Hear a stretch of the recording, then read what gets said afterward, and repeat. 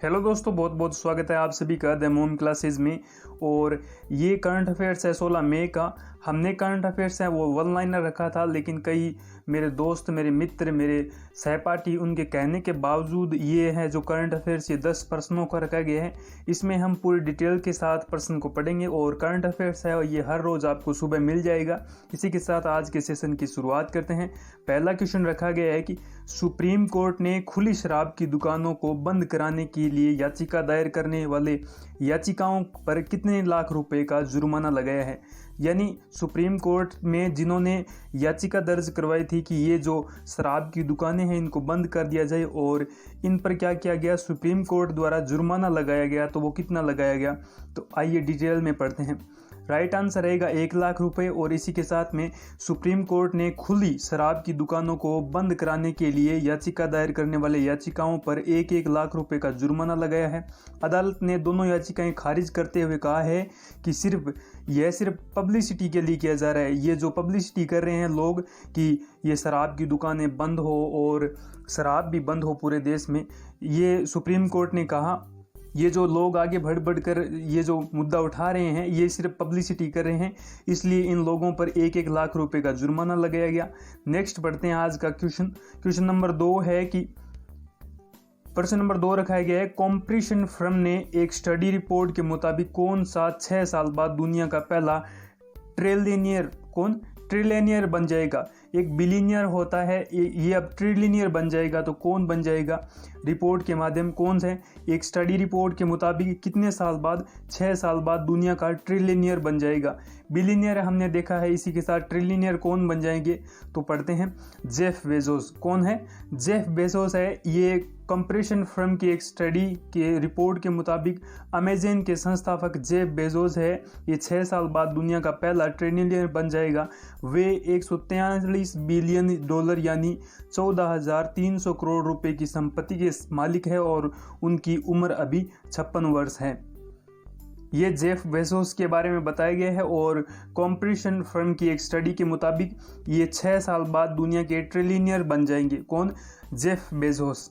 Next बात करें तो तीसरा क्वेश्चन है कि भारत को वर्ष 2028 के ओलंपिक की मेडल टैली में टॉप 10 में लाने के उद्देश्य से किसने वन स्टेट वन गेम्स की योजना तैयार की है।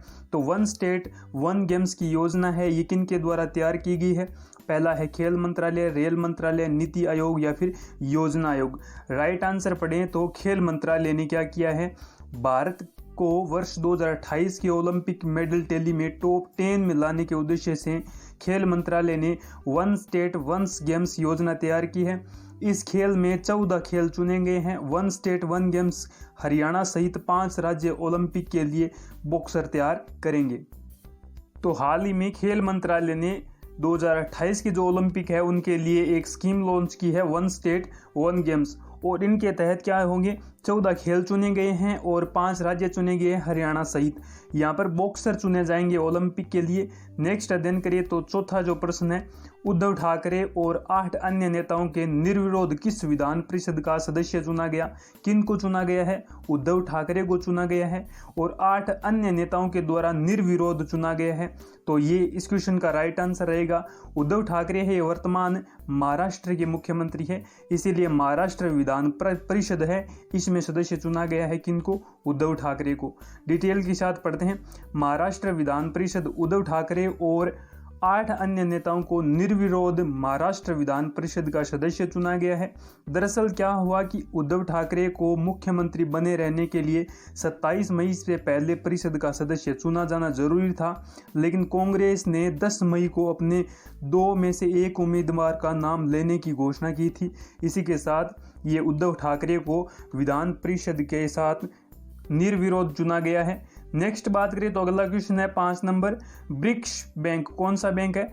ब्रिक्स बैंक ने कोरोना से लड़ने के लिए भारत को कितने अरब डॉलर का कर्ज दिया है। कौन सी बैंक है, ये ब्रिक्स बैंक है। अब इसने कितना ऋण दिया है भारत को, तो विस्तार से अध्ययन करते हैं।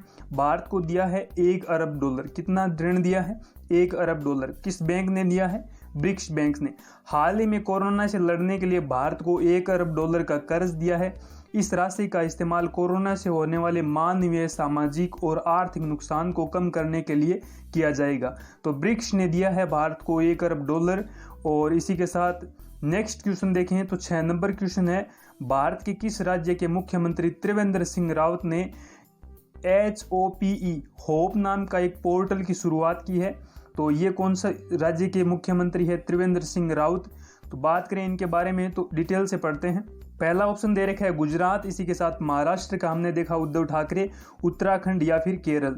तो राइट आंसर होगा उत्तराखंड। उत्तराखंड के वर्तमान मुख्यमंत्री है त्रिवेंद्र सिंह रावत। विस्तार से अध्ययन करें तो उत्तराखंड के मुख्यमंत्री त्रिवेंद्र सिंह रावत ने ये HOPE होप नाम के पोर्टल की शुरुआत की है, जिससे राज्य में रहने वाले उत्तराखंडी जो जुड़ेंगे और प्रदेश से बाहर रह रहे और काम कर रहे प्रवासी भी जुड़ेंगे। यानी कुल मिलाकर कहने का तात्पर्य यही है कि उत्तराखंड के जो लोग हैं, मजदूर हैं, कामगार हैं, वो जो अन्य राज्यों में बैठे हैं वो इस ऐप के माध्यम से जुड़ेंगे और यही इसका मुख्य उद्देश्य है। नेक्स्ट 7 नंबर क्वेश्चन की बात करें तो भारतीय रेल ने कब से विशेष यात्री रेलगाड़ियों के लिए प्रतीक्षा सूची टिकट जारी करने की घोषणा की है? तो ये प्रतीक्षा सूची टिकट जारी करने की घोषणा भारतीय रेल ने की है और विस्तार से अध्ययन करते हैं। 22 मई को क्या हुआ? 22 मई से भारतीय रेल ने 22 मई को विशेष यात्री रेलगाड़ियों के लिए प्रतीक्षा सूची टिकट जारी करने की घोषणा की है। 22 मई से शुरू होने वाली यात्रा के लिए 15 मई से टिकट जारी करने के नियमों में बदलाव लागू होंगे। नेक्स्ट बात करते हैं क्वेश्चन नंबर 8 पर। भारत का कौन सा राज्य पहला ऐसा राज्य बन गया है जो अपनी पायलट परियोजना के एक हिस्से के रूप में किसानों को फसल उगाने के निर्देश देगा? तो किस योजना के तहत ये पायलट परियोजना है और इसके हिस्से के रूप में किसानों को फसल उगाने के निर्देश देगा? तो वह भारत का पहला राज्य बन गया है। और पहला ऐसा कौन सा राज्य बन गया है, विस्तार से अध्ययन करते हैं। तो तेलंगाना ने क्या किया है? तेलंगाना राज्य भारत का पहला ऐसा राज्य बन गया है जिसने अपनी पायलट परियोजना के हिस्से में के रूप में किसानों को फसल उगाने के निर्देश देगा। मुख्यमंत्री ने कहा है कि राज्य धान की फसल उगाने को 50 लाख एकड़ भूमि तक सीमित कर देगा। किसके लिए? धान की खेती यानी चावल की खेती के लिए ये निश्चित किया गया है। कितनी भूमि? 50 लाख एकड़। और तेलंगाना राज्य सरकार में पायलट परियोजना के तहत निर्देश दिए जाएंगे किसानों को कि आप किस प्रकार से फसल का उत्पादन करें।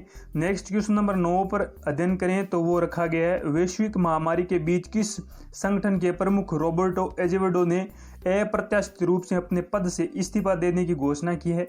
काफ़ी इंपॉर्टेंट क्वेश्चन है ये, आने वाली जितनी भी भर्तियाँ होंगी उनके लिए ये इसलिए इम्पोर्टेंट है क्योंकि इस महामारी के चलते हुए एक संगठन, कौन से संगठन के ये मुख्य अध्यक्ष है? रॉबर्ट एजेवेडो। इसके बारे में मैंने स्पेशल वीडियो बनाया है, अगर वो वीडियो आपने नहीं देखा है तो वो ज़रूर देखें ताकि ये जो अंतर्राष्ट्रीय संगठन है इनका आप विस्तृत अध्ययन कर सकें।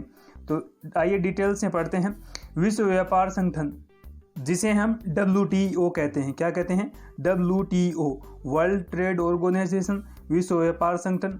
विश्व व्यापार संगठन के प्रमुख है रॉबर्ट एजेवेडो और इन्होंने अप्रत्याशित रूप से अपने पद से इस्तीफा देने की घोषणा की है और ये 31 अगस्त को इस्तीफा दे देंगे।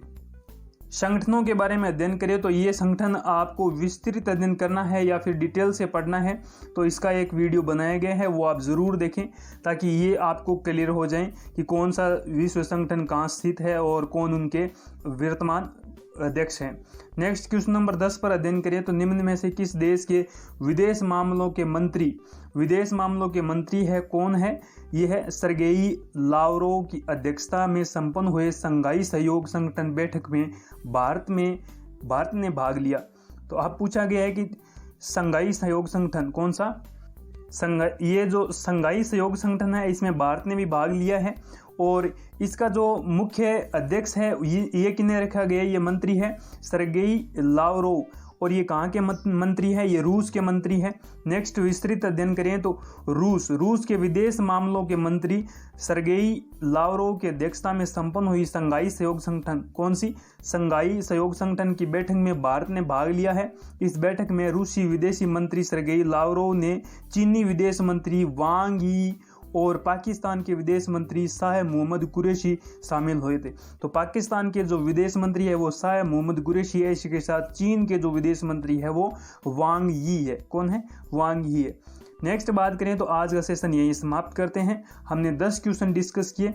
अगर अब आपको वीडियो की PDF चाहिए तो आपको व्हाट्सएप ग्रुप ज्वाइन कर सकते हैं। इसी के साथ आप हमारा टेलीग्राम चैनल ज्वाइन कर सकते हैं। वीडियो आपको पसंद आया तो एक लाइक ज़रूर करें। ये वीडियो आपने नहीं देखा है तो ज़रूर देखें। ये भारत के वर्तमान जो मंत्रिमंडल है उनका विस्तृत अध्ययन है। आपको अंदर कहीं नहीं जाने की ज़रूरत है, इसमें सब कुछ ऐड किया गया है। ये वीडियो